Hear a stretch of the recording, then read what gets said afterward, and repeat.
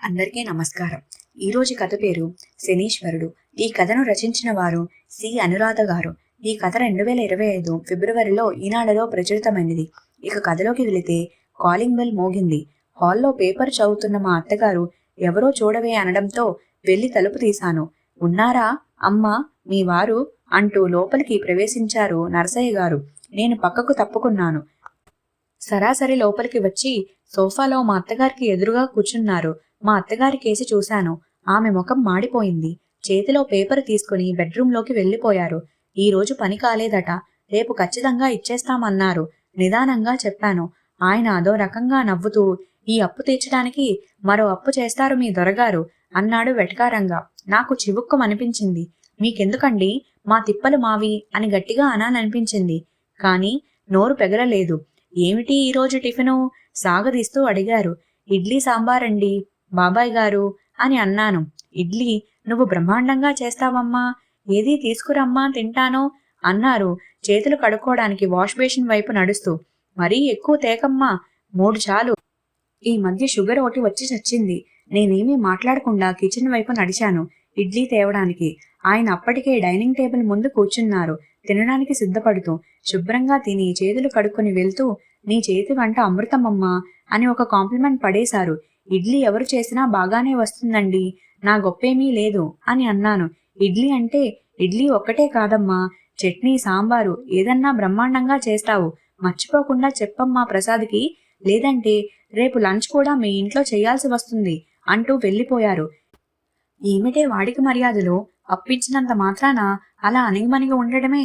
మా అత్తగారు బెడ్రూంలో నుండి బయటకు వస్తూ అరిచారు నన్ను. అది కాదత్తయ్యా, మనమేమన్నా అంటే గట్టిగా మాట్లాడతారు, వినే వాళ్ళకి గొడవలా ఉంటుంది, అది మనకి బాగుండదు కదా అన్నాను అనునయంగా. ఏమిటో కర్మ, మీ మామగారి హయాంలో లేని విషయాలన్నీ ఇప్పుడు జరుగుతున్నాయి. అసలు ఆయన ఎప్పుడైనా అప్పు చేసి ఎరిగారా?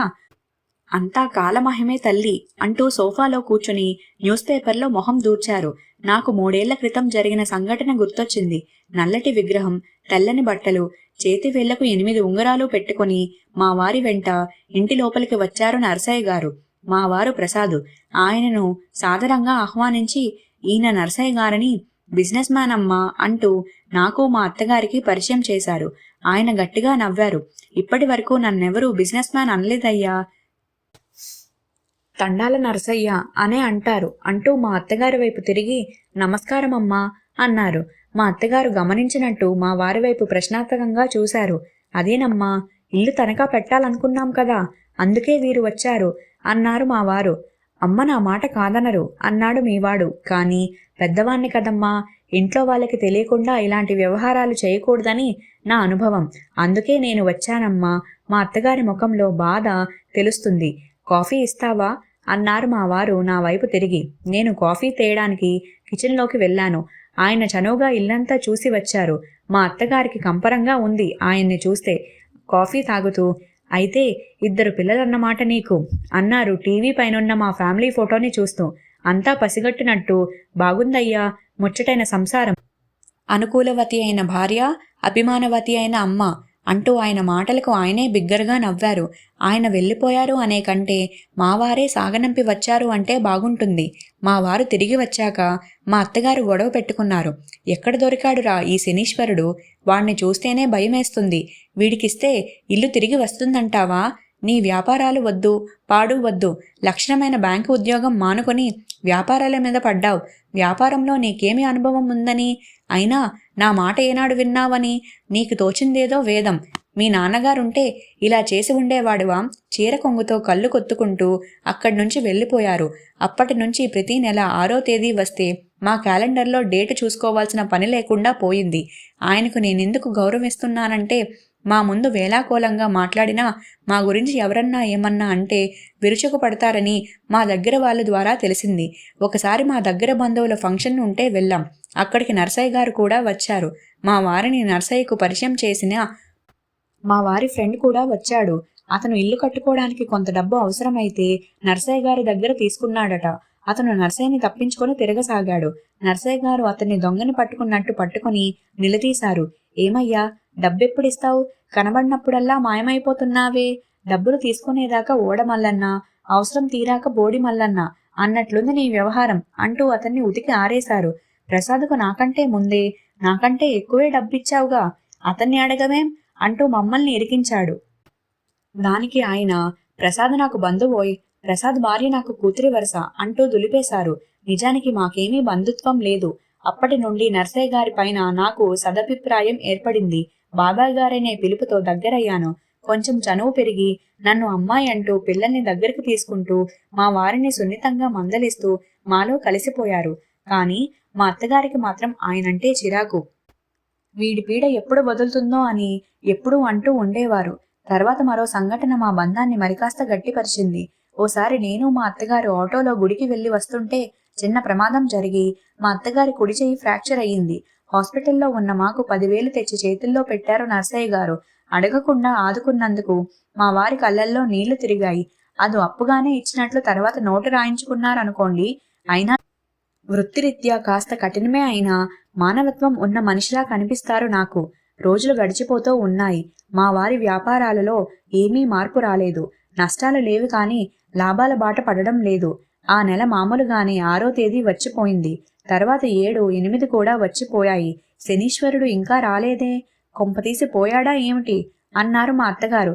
చా ఊరుకోండి, మన అప్పు కోసం ఆయన చంపేస్తామా ఏంటి అన్నాను నేను. ఆయనే మేలమ్మా, వేలకు వడ్డీ ఇస్తున్నానని గమ్మున ఉన్నాడు. అదే ఆయన కొడుకులైతే వెంటనే క్లియర్ చేయమంటారు అన్నారు మా వారు. మాటల్లోనే నర్సయ్య ఫోన్ నుండి కాల్ వచ్చింది మా వారికి. వాళ్ళ అబ్బాయి మాట్లాడాడు. నాన్నగారు బాత్రూంలో కాలు జారి పడ్డారు. తుంటి ఎముక విరిగింది. హాస్పిటల్లో ఉన్నారు. మీరేదో ఇవ్వాలట, గుర్తు చేయమన్నారు అని. మా వారు వెంటనే, డబ్బులు ఈరోజే అకౌంట్లో వేస్తాను. నేను పని మీద తిరుపతి వెళ్తున్నాను. 2-3 రోజుల్లో వస్తాను. రాగానే నాన్నగారిని కలుస్తాను అంటూ తన సానుభూతి తెలియజేసి ఆ రోజే తిరుపతి వెళ్ళిపోయారు. పోనీ మనం వెళ్ళి చూసొద్దామా? మా అత్తగారిని ధైర్యం చేసి అడిగాను. బుద్ధుందే నీకు? అసలు ఎలా అడుగుతావే నన్ను అంటూ కస్సుమన్నారు. అప్పు తీసుకున్న కొడుకు కంటే అప్పిచ్చిన ఆయన మీదే కోపంగా ఉంది ఆమెకు. నాకు వెళ్దామని ఉన్నా ఒంటరిగా వెళ్ళలేకపోయాను. మర్నాడు ఫోన్ చేసి ఎలా ఉందని అడిగాను. పర్లేదని చెప్పాడు వాళ్ళ అబ్బాయి. మా వారి క్యాంపు 2-3 రోజులు దాటి వారానికి సాగింది. తర్వాత నేను ఫోన్ చేసినా వాళ్ళ అబ్బాయి తీయలేదు. బహుశా బిజీగా ఉన్నాడేమో. వారం రోజుల తర్వాత మా వారికి ఫోన్లో మెసేజ్ వచ్చింది, ఆయన కాలం చేసినట్టు. మా వారు చాలా బాధపడ్డారు, ఆయన చివరి రోజుల్లో కలవలేకపోయినందుకు. 15 రోజుల తర్వాత వాళ్ళ అబ్బాయి మా ఇంటికొచ్చాడు. లోపలికి రండి అన్నారు మా వారు. నేను కిచెన్లో ఉన్నాను. గొంతు విని గుర్తుపట్టాను. రాకూడదండి, ఉమాగారిని పిలుస్తారా అన్నాడు గుమ్మం బయటే నిలబడి. ఉమా ఉమా మా వారి పిలుపుతో హాల్లోకి వచ్చాను. ఈ కాలంలో కూడా ఏమిటండి, పర్లేదు రండి లోపలికి అంటున్నారు మా వారు. మా వారి మొహమాటంతో అతను లోపలికి వచ్చాడు. మా వారు ప్లాస్టిక్ కుర్చీ ఒకటి సోఫా పక్కన వేశారు. అతను వచ్చి కూర్చున్నాడు. వాళ్ళ నాన్నకు ఇచ్చే అలవాటు ప్రకారం కాఫీ తెచ్చి అతనికిస్తూ, ఇలా జరగాల్సింది కాదు అన్నాను. అప్రయత్నంగా నా కళ్ళల్లో నీళ్లు వచ్చాయి. మా అత్తగారు సోఫాలో కూర్చొని మా మాటలు మౌనంగా వింటున్నారు. మా నాన్నగారు ఈ కవర్ మీకిమ్మన్నారు అంటూ ఒక పెద్ద కవర్ ఇచ్చాడు. మా వారు అందుకొని నా చేతికిచ్చారు. అందుకొని టీపై పైన పెట్టాను. మీ కుటుంబం అంటే ఎంతో అభిమానం మా నాన్నగారికి. అతని గొంతు బొంగరపోయింది. ఆయన చివరి కోరిక. పెదవుల్ని బిగుపెట్టాడు. బాధపడకండి, ఏం చేస్తాం, కష్టం వచ్చినప్పుడే గుండె దిటువు చేసుకోవాలి. నా ఓదార్పు. నాకు ఉమాలాంటి కూతురుంటే బాగుండేదిరా, కడుపు చూసి అన్నం పెడుతుంది అని ఎప్పుడూ అంటుండేవారు. నా కళ్ళల్లో నీళ్లు తిరిగాయి. ఎన్నోసార్లు చెప్పాం, ఈ వ్యాపారం వద్దు నాన్న, మాతో పాటు వచ్చేయండి అని. వినేవారు కాదు. నాకు వ్యాపారం ఉండాలి కదరా అనేవారు. కాసేపు నిశ్శబ్దం. మా మధ్య రాజ్యమేలింది. కాసేపు ఆగి లేచి నిలబడ్డాడు. మా అత్తగారి వైపు తిరిగి, నమస్కారం అమ్మా అంటూ చేతులు జోడించి వెళ్ళిపోయాడు. అతను వెళ్ళిన కాసేపటికి మా అత్తగారు వెళ్ళి తలుపు గడియ పెట్టి వచ్చారు. కవర్లో ఏముందే అంటూ కవర్ నా చేతికిచ్చారు, తీసి చూడమని. మా వారు అందుకొని కవర్లో ఉన్నవి బయటకు తీశారు. ఇంటి దస్తావేజులు. మా అందరి నోళ్లు తెరుచుకున్నాయి ఆశ్చర్యంతో. వాటితో ఒక కాగితం, మరో కవరు జారిపడ్డాయి. కాగితాన్ని తీశారు మా వారు. అది ఉత్తరం. దాన్ని నా చేతిలో పెట్టారు, చదవమన్నట్టు. ప్రసాద్కు ఇది తేదీ లేని ఉత్తరం. నేనెప్పుడు పోతానో, ఈ లెటర్ నీకు ఎప్పుడు అందుతుందో నాకు తెలియదు కదా. నీ గురించి తెలుసుకునే నీకు అప్పిచ్చాను. మంచితనం అన్ని వేళలా పనికిరాదయ్యా. కొన్నిసార్లు కఠినంగా ఉండడం వల్లనే పనులు జరుగుతాయి. నువ్వు నాకు ఎప్పుడెప్పుడు ఎంతెంత డబ్బు ఇచ్చిందనేది అంతా రాసి ఉంచాను. ఎప్పటికైనా పోవలసిన వాడినే. నేను పోయాక ఈ ఉత్తరం నీకు అందుతుందని నాకు తెలుసు.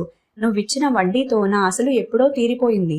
నా అసలు మినహాయించుకొని మిగతా డబ్బులు నీకు ఇస్తున్నాను. నీ అప్పులు కంట్రోల్ కోసమే నీ ఇల్లు తనఖా పెట్టుకున్నాను. నిజానికి అప్పు ఇచ్చినప్పుడు నా ఆలోచన ఇలా లేదు.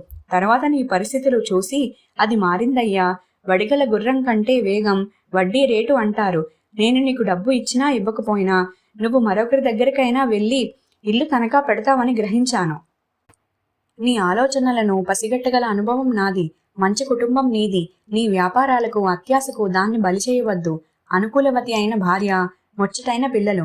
ఇంతకంటే ఏం కావాలి నీ జీవితానికి? నువ్వు నిజాలు గుర్తించేసరికి ముసలితనం మీద పడచ్చు. జీవితం చెయ్యి జారిపోవచ్చు. ఈ మాటలు నేను బతికి ఉన్నప్పుడు చెబితే నీ చెవికి ఎక్కవు. ప్రాణం పోయిన మనిషి మాటలకు విలువెక్కువ. అది కొన్నాళ్లే. తర్వాత మళ్ళీ ఆ విలువ శూన్యమవుతుంది. ఇంటి డాక్యుమెంట్లు జాగ్రత్త. జీవితాన్ని, సంసారాన్ని జాగ్రత్తగా చూసుకో.